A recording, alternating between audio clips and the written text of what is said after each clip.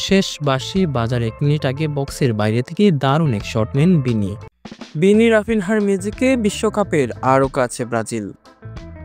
এদিকে ২০২৪ বিশ্বকাপের প্রথম দল হিসেবে জায়গা করে নিল জাপান। এশিয়ান কাপ ফুটবলের মূল পর্ব খেলতে যে সমীকরণের সামনে বাংলাদেশ। শুনছিলেন সংবাদ শিরোনাম, ফিরছি বিস্তারিত সংবাদে। ২০২৬ বিশ্বকাপ ফুটবলের বাছাই পর্বে গুরুত্বপূর্ণ ম্যাচে কলম্বিয়ার মুখোমুখি হয়েছিল ব্রাজিল। বিশ্বকাপের টিকিট নিশ্চিতের পথে যাত্রা অব্যাহত রাখতে জয় দরকার ছিল সেলেসাওদের।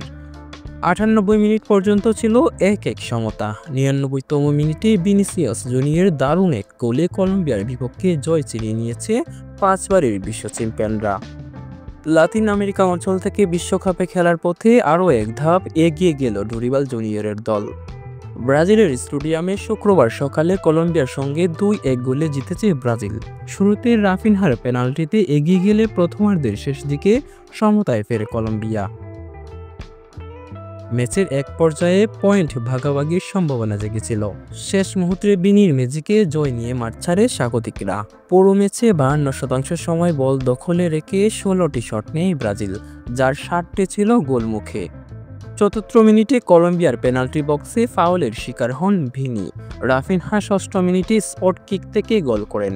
৪১ মিনিটে লুইস দিয়াজ কলম্বিয়াকে সমতায় ফেরান।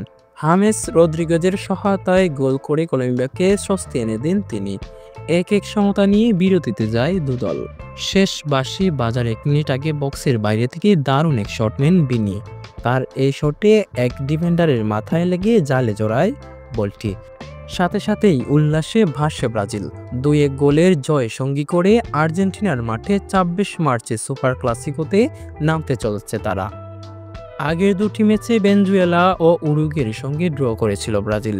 কলম্বিয়ার সঙ্গে জিতে টেবিলের সেরা ৪-এ উঠে গেল। ১৩ ম্যাচে ২১ পয়েন্ট নিয়ে উরুগুয়েকে টপকে ২-এ উঠে গেল ব্রাজিল। এদিকে ২০২৬ বিশ্বকাপের প্রথম দল হিসেবে জায়গা করে নিয়েছে জাপান। গতকাল বাহরাইনকে ২-০ গোলে হারিয়ে এই অর্জনটি গড়ে। জাপান এখন পর্যন্ত ৭টি ম্যাচ খেলে ৬ জয় ও ১ ড্রতে ১৯ পয়েন্ট নিয়ে সবার শীর্ষে। তারই সাথে প্রথম দল হিসেবে জায়গা করে নিয়েছে ২০২৬ বিশ্বকাপের মঞ্চে। এবার আসেন বাংলাদেশের কথায়। বাংলাদেশ গ্রুপ সিতে রয়েছে, যেখানে তাদের প্রতিপক্ষ হল ভারত, হংকং, সিঙ্গাপুর।